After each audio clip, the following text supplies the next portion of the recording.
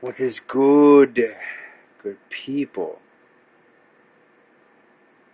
So here we are back again with that, with James True, and in this one he went in on what his event is going to be about, what to expect. Basically, essentially, it's just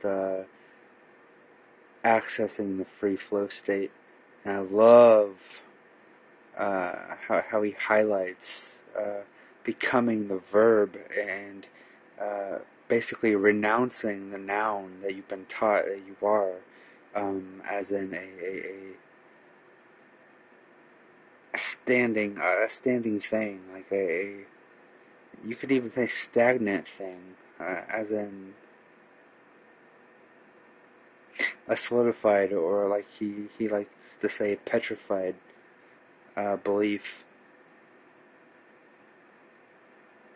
So, it's a rewilding, a healing of the inner child, as well as a releasing of the indoctrination. So I'm not going to include a whole bunch of that, what he said about his event, and I say his, but I mean he has a lot of people involved in helping out. Benjamin Balderson is the name I was looking for last time. It's happening. The thing is happening at that guy's place. I really liked what he had to say about it. The idea of workshops, and essentially it's like what a lot of people have been envisioning, who have been involved with festivals or just different types of music festivals.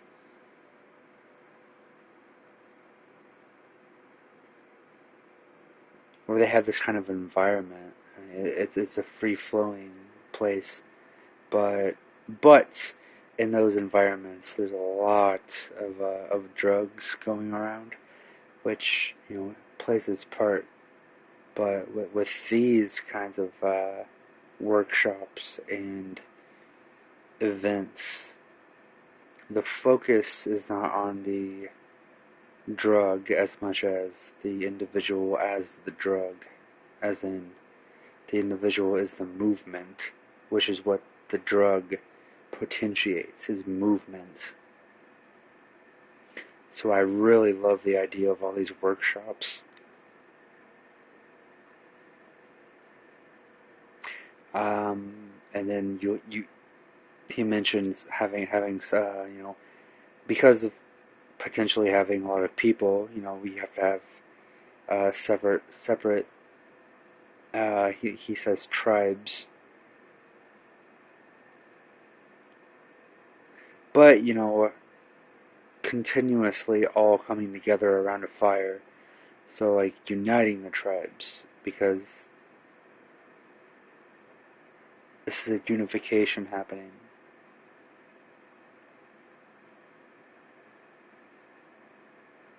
A remembrance of our true origins. And so as these progress and evolve,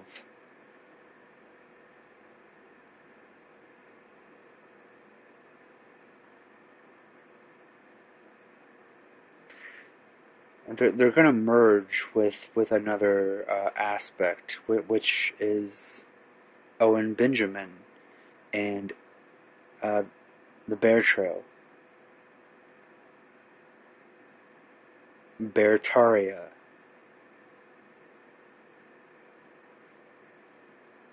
So, and this is, and I say all this stuff, but this is already happening on different spheres and planes. So, for most people, they aren't aware that this is already happening. So, here in the States, we're having our own process right now of manifesting this, and this is happening big time. And these are the two guys who are the pillars. These guys are the fucking pillars.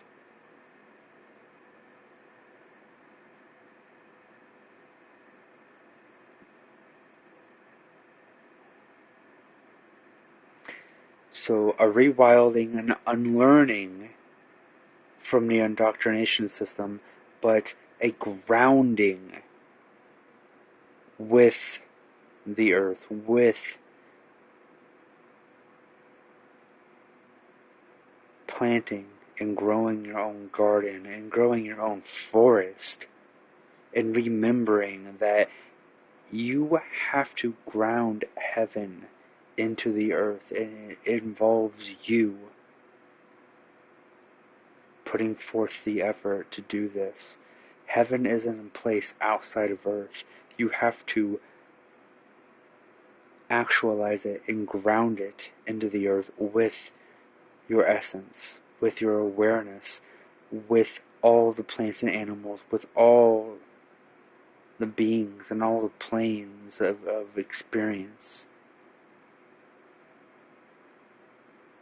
And that's why what Owen Benjamin's stuff is about is very, very crucial. The family unit, the having your own garden, the getting back to basics.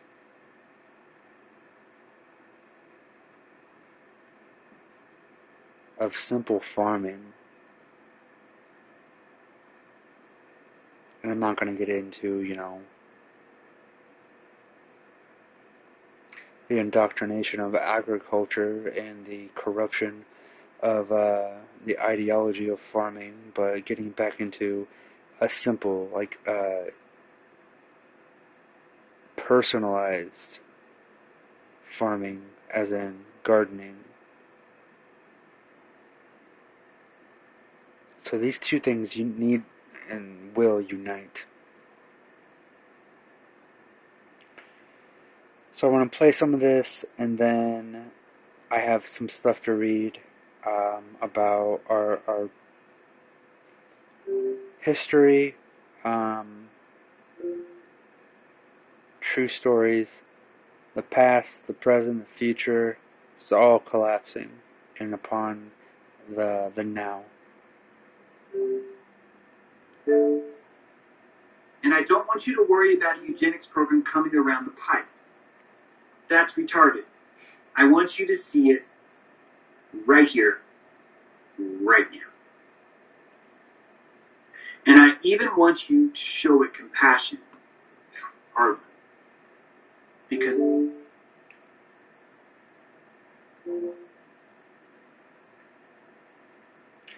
and this is the beauty of what James True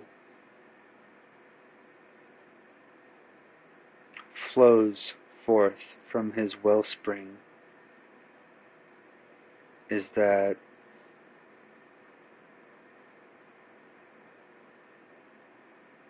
anything you may be worried about or thinking is coming down the pipe, that's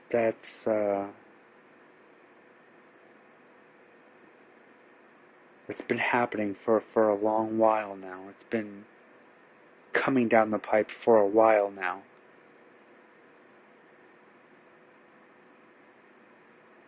Things are actualizing now, but like I've been saying, both polarity streams are being pronounced. So it's up to you which side you choose. And if you decide to choose a side, as James just said, showing compassion, finding the center point, the monad, the sweet spot.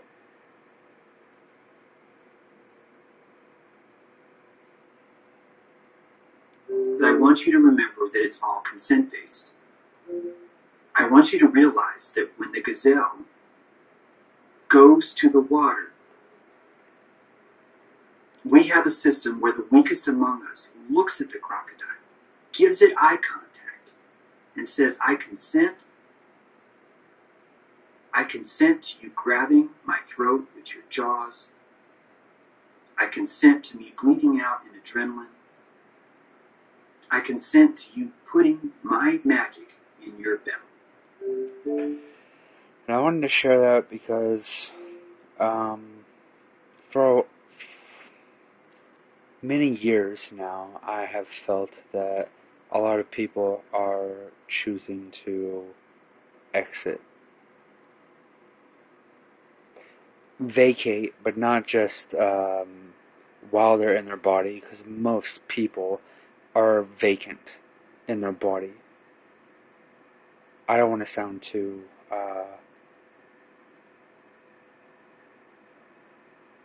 inhumane or whatever, but I don't consider most humans that exist now in the modern time period to be actually human. Like, they have a body, but that's not what a human is. A human is something that has a spirit and a soul and is embodied within that. But the spirit and the soul is vacant in most bodies. So I don't consider most people humans. That doesn't mean that I think that I'm anything more or anything less than them. No. I just see them as husks that have potential to reawaken. That's it. And there are many reawakening all the time. All the time. It's amazing. Like, I'm constantly amazed at the people who are awakening that I would have never thought would be.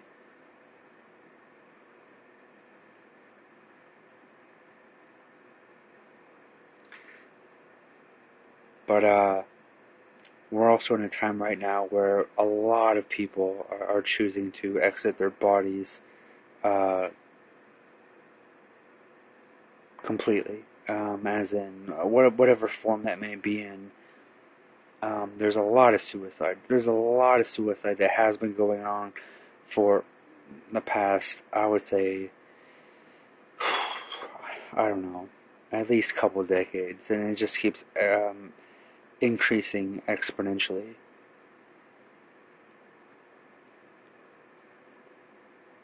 And if you really don't understand the level of this, like, dude, this is happening a shit ton.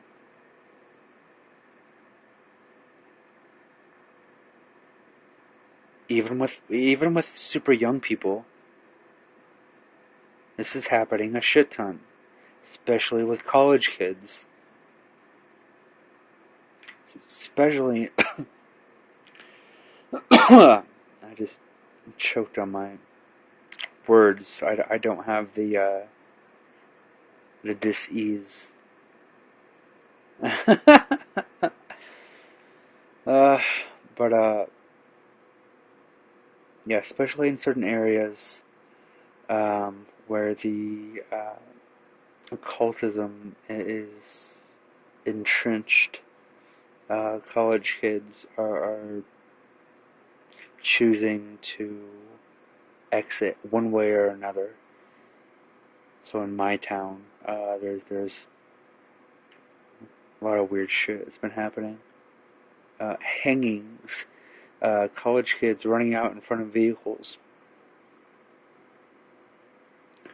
So I have a coworker that keeps telling me, not a college kid though, but nevertheless, I have these things come to me all the time. These things come to me and tell me that his girlfriend is going to kill him because of how he's acting and treating her. He's constantly telling me this. Oh, this is going to be the thing that she kills me. So, I mean, obviously he's manifesting this, and also obviously he's wanting this. And then I just recently had another coworker who is a college student tell me that she wished she would jump off of a high building. And I was like, why would you say that? And then immediately followed with, I just want to drown myself in a 3-foot pool. I'm like, so you're coming up with these images. You're already planning this out. Even if this is just venting, like you're creating your words, with your imagery and your manifest capabilities with your words, and this goes to everyone, you create your reality. So choose your words wisely. Lay down your sword. Raise up your word and integrate.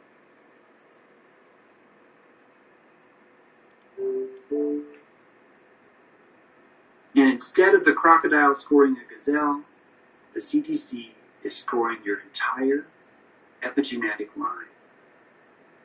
It swallows it whole. And it makes it its. It makes it its property. And anytime you want to reproduce, anytime you want to access your own health, anytime you want to access your own immune system, anytime you want to survive, anytime you want to check into a city, anytime you want to buy something on the market, the Babylon market, anytime you want to travel outside the border of something, whether it be a county, a state, a country, there is a crocodile waiting. And that's where you're at right now. That's where we're at right now. And the only alternative to this is to get the fuck out of Babylon. I've been telling people this, even people that are waking up to the fact that this COVID bullshit is complete nonsense.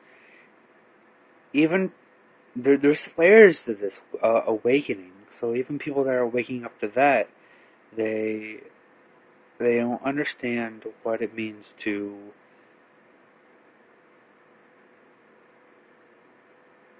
start living with the land, to start disassociating little by little your dependency on Babylon. And they say to me, oh yeah, there's people like that, but they can go do their own thing. I'm like, you just lost everything by saying that. Every little bit of you waking up was lost just then.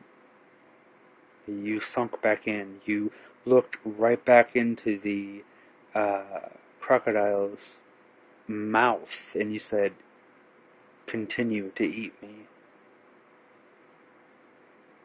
I woke up a little bit, but anymore, that's too much. I still need to be dependent upon what people tell me is right or wrong. What I can and can't do. What is real and what is not real.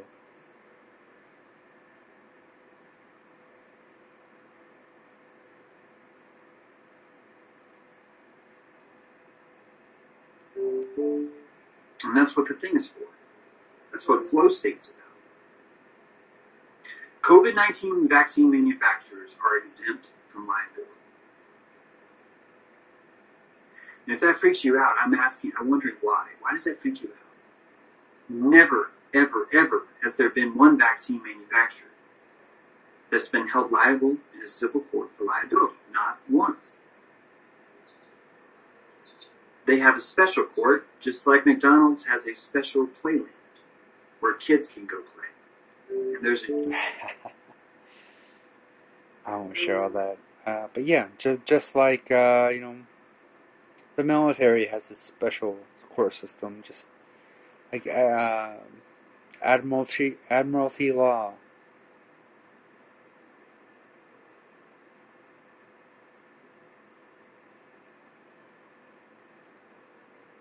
See if I can find the place. Enough to do that. Thank you for all the scholarship. There. I think that if you want to buy into any Pantheon winner, I think that if you look at and gods as archetypal tools, I think that you'll find that every one of them is helpful. Kali is helpful. Why? Because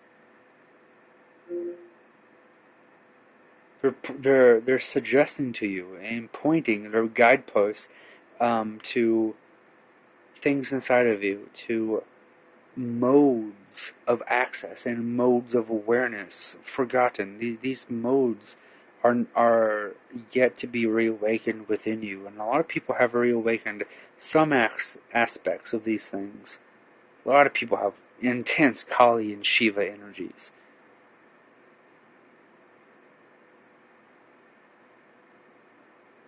But there's still some energies that are lacking. We need a holistic, energetic, in order to become a human, a true human. It integrates all of these things. We were meant to integrate all things. We weren't meant to just integrate certain bits and pieces. We weren't just meant to be specialized in certain little avenues to where that's where we focus on. We ignore everything else of reality. No, that's part of the indoctrination of what you've been taught.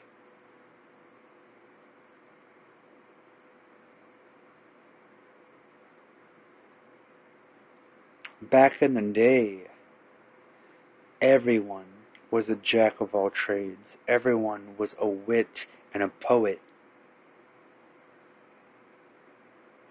And very fluid in with their linguistic and their flow with it. Shit, man, Shiva. If you're old enough, Zarathustra. It's all these are helpful. Thank you for saying that. And by the way, I wanted to include that as well. Thank you for saying that.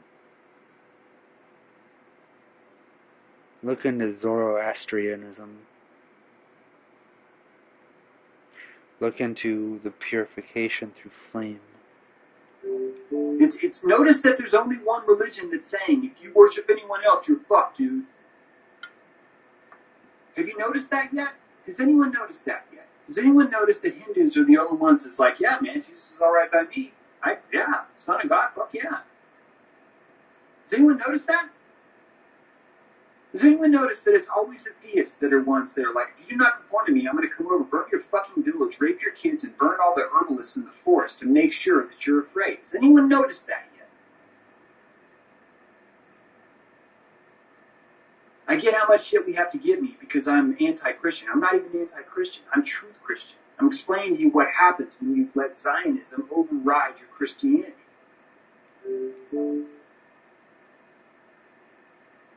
And that's where I wanted to stop and start my reading.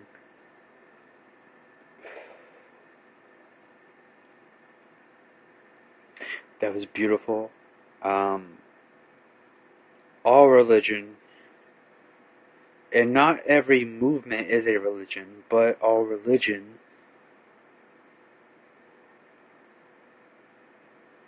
have half-truths and things mixed in with it, so that it causes a fanaticism. It causes fanatics. It causes people to perpetuate and fixate upon fanaticism, upon certain scripture, upon certain ideologies. So all religion has been utilized to control people through these things.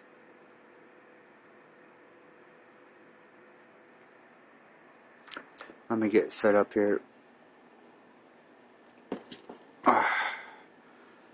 In the station.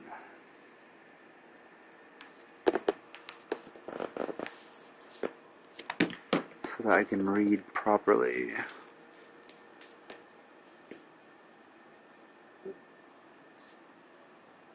And let me get a new image for y'all.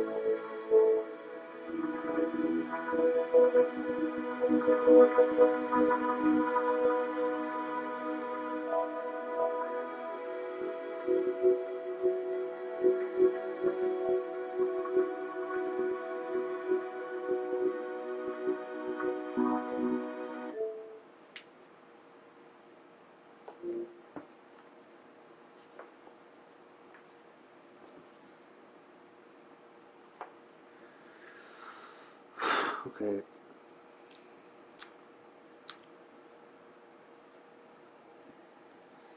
In the 1,000-Year War, the priest changed his tactics more than once, always unsuccessfully. Rus still laughed at his occult attempts. The people called those preachers wretched. At the time, occultism, not physical crippling, was considered wretched. People in Rus felt sorry for the wretched preachers, fed them, and gave them shelter, but did not take their words seriously. 400 centuries later, the priest realized he could gain victory over a Vedian country. He determined precisely where Vedism's unusual strength lay. Vedism was rooted firmly in divine culture. The way of life was divine for each person. Each family created a dimension of love on its homestead and felt the wholeness of nature. In other words, everything God created. In Vedism, people basically spoke with God through nature. They did not worship Him. They tried to understand God and love Him as sons and daughters love their good parents. The priest created a plan capable of interrupting the dialogue of the divine. For this, people had to be separated from their homesteads, from their divine gardens, their joint creation with God. The entire territory where Veds lived had to be broken up into states and their culture destroyed. Other preachers went to Rus. Their actions were different. Now they tried to seek out people in whom self-esteem, pride predominated ever so slightly over their emotional energies. Finding such a person, they tried to develop the pride in him, and that is what they did. Imagine a group of noble-looking old men comes into a home where a family is living happily, but they make no attempt, as before, to preach or teach them how to live. On the contrary, they suddenly bow to the head of the family, offer up an unusual gifts, and say, "We have climbed to a high mountain in a country far away. There is no mountain higher in all of the earth. When we stood at the top, which is higher than the clouds, a voice announced itself to us from the heavens. It said that you were wiser than anyone else on earth. You alone have been chosen, and it would be an honor for us to worship you, offer you gifts, and listen to your wise word." If they saw someone had fallen for their trap, they continued their cunning speech. "You must make all people happy. That is what the voice on the mountain told us.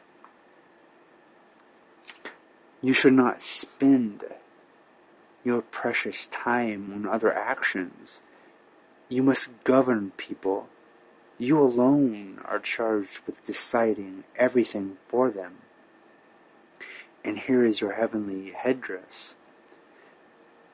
At this, a headdress decorated with jewels was offered up to the man as the greatest treasure. The headdress was hoisted under the head of the man, who believed in his own greatness and favored the state.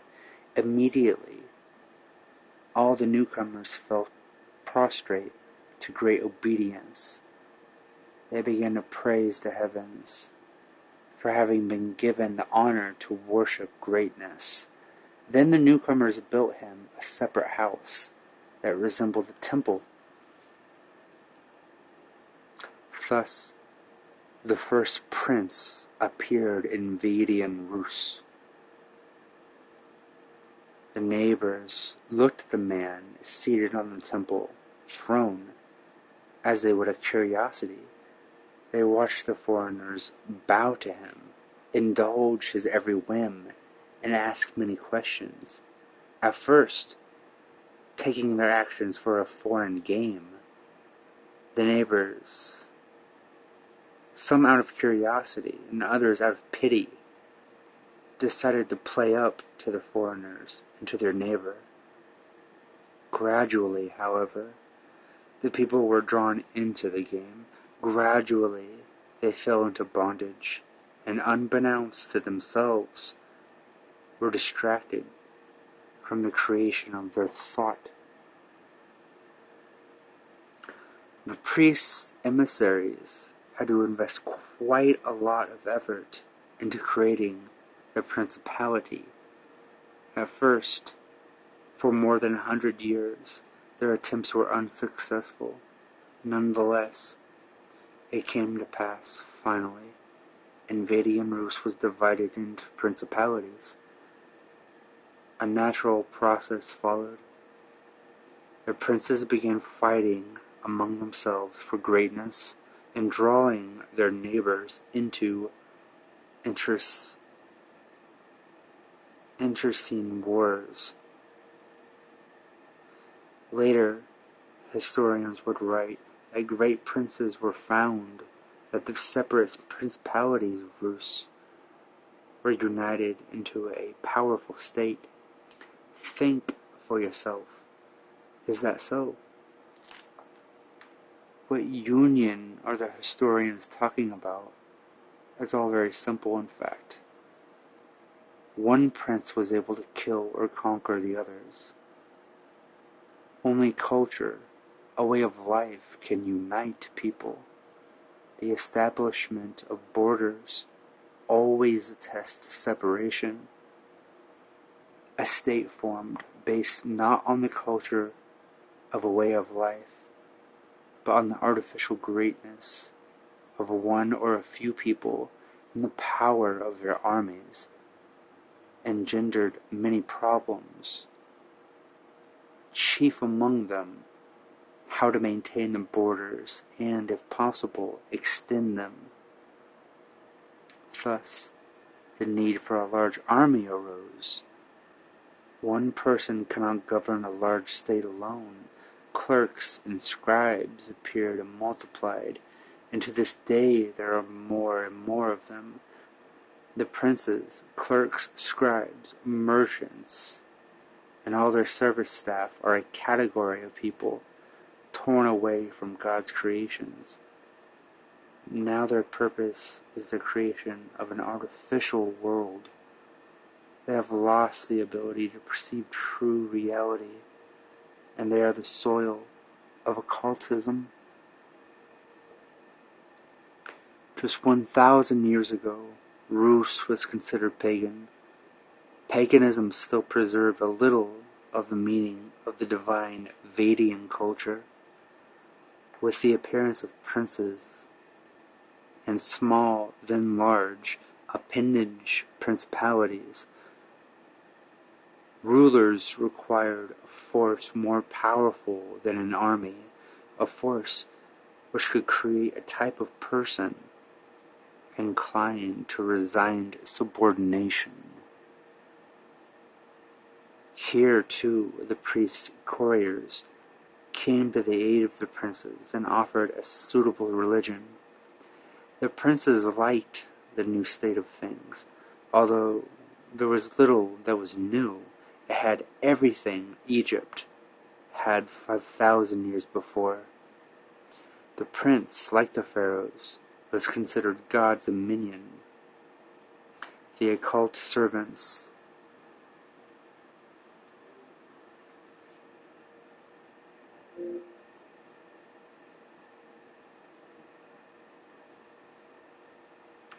of the new religion were his advisors, as it had been in Egypt.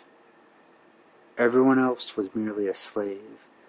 It was not easy to inculcate something like this in the minds of free people, whose memory still retained the holidays of the Vedic culture. Once again, the priest came to the prince's aid. His soldiers began spreading a false rumor about how human sacrifice to God was being practiced more and more often among the pagans.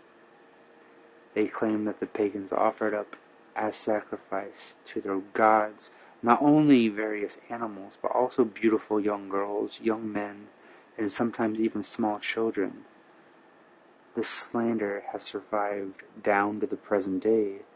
It angered the pagan people more and more. Here, a new religion strictly banning sacrifice was proposed to the people. It spoke of equality and brotherhood, with the exception of the princes, of course. Thus, gradually, the new religion was introduced in pagan Rus. Later, one of the ruling princes proclaimed Christianity as the sole true religion and banned all the others. Now let each person whose ancestors, whose mothers and fathers were pagans just 1,000 years ago, ask himself whether animals or men were in fact offered up by the pagans to please their gods. The true essence of what is going on will arise before each person who himself, with his own logic, can reason for at least 9 minutes. And you yourself, can see the truth by calling on your own logic for discovering the truth. First, ask yourself a logical question. If the pagans, as they were accused, were offering someone up as sacrifice to God, why did even the rumor of sacrifices disturb their mind and feelings too? It is more logical to welcome something like this and zealously try to repeat it rather than be disturbed, and thus not accept a new religion. But the people were disturbed. Why? Naturally, because even the pagans had no thought and did not accept animal sacrifice, let alone human sacrifice. This is why no one to this day can present a single source which says that there were sacrifices among the people of pagan Rus. Only the chroniclers of Christianity speak about this. But after all, they did not live in pagan Rus. After all, they did not know even the language of pagan Rus.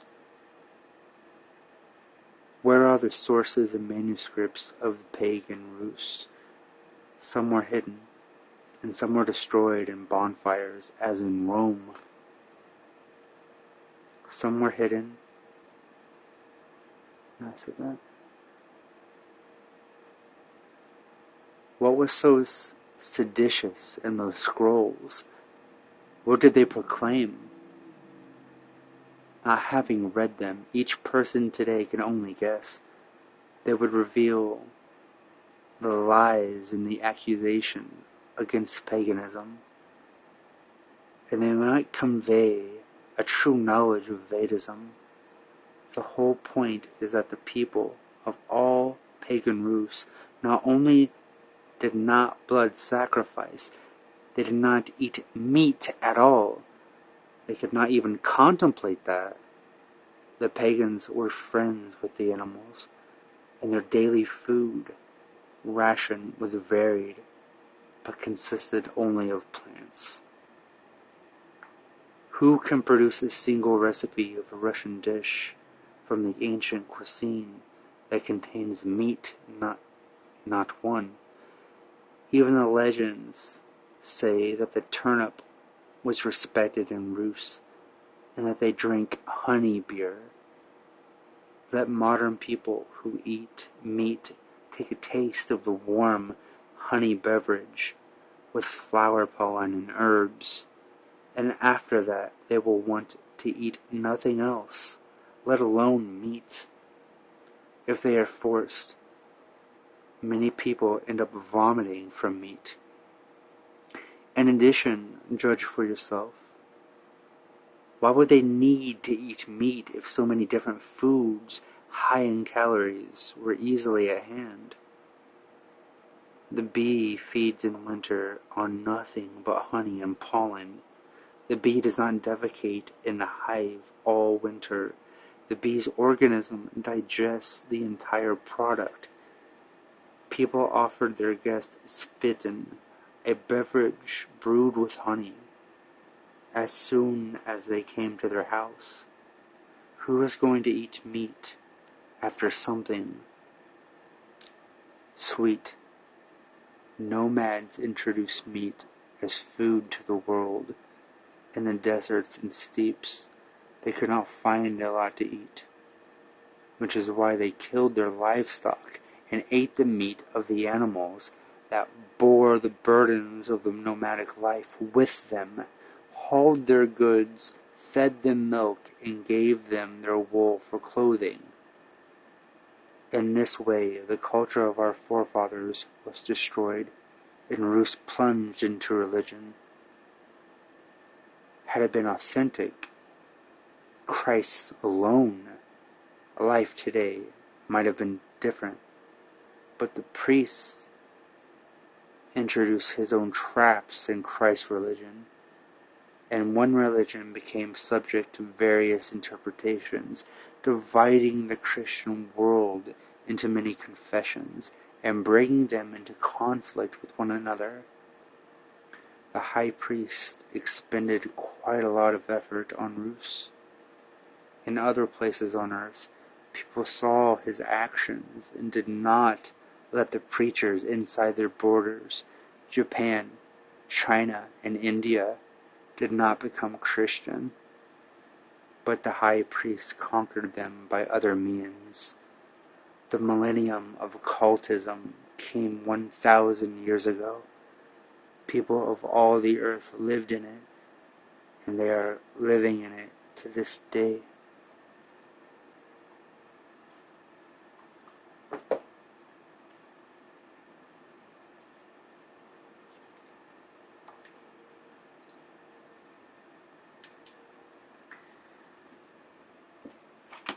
And I'll end it with a card that I drew.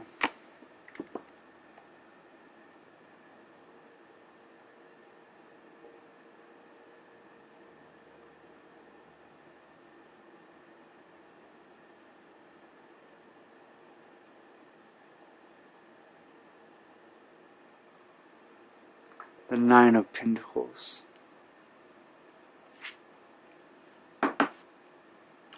Nine has been popping up everywhere for people lately.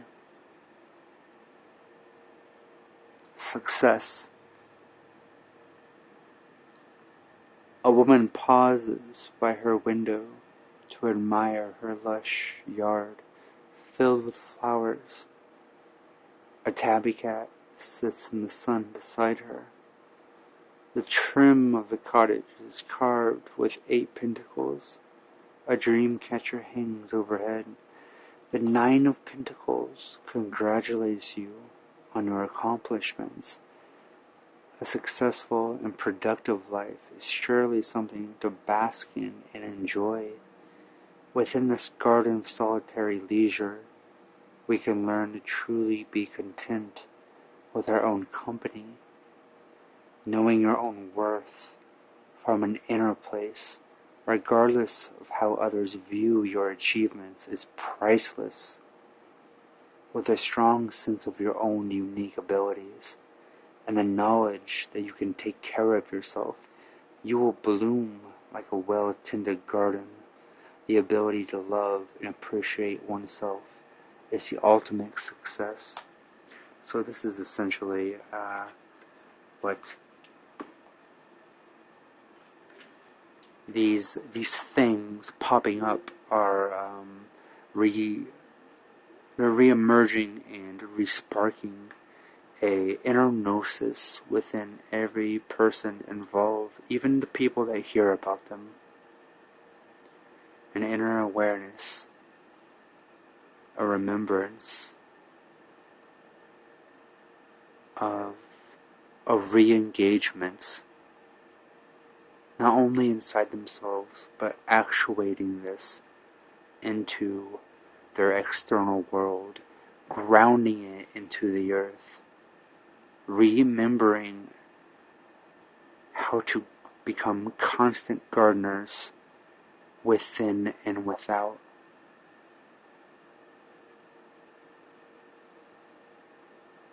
So we hear reawaken the land, but what does that really mean? Is the land not ready? Is the land not willing? Is it upon the human to reawaken? And then the land responds in accordance. So the land reawakens as the human becomes responsible, the caretaker, the true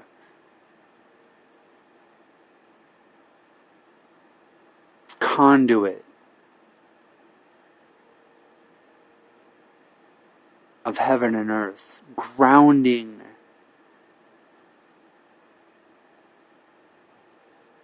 all the universal essences into a unique expression within their garden of love, and flowering and fruiting that generation after generation, remembering our origins.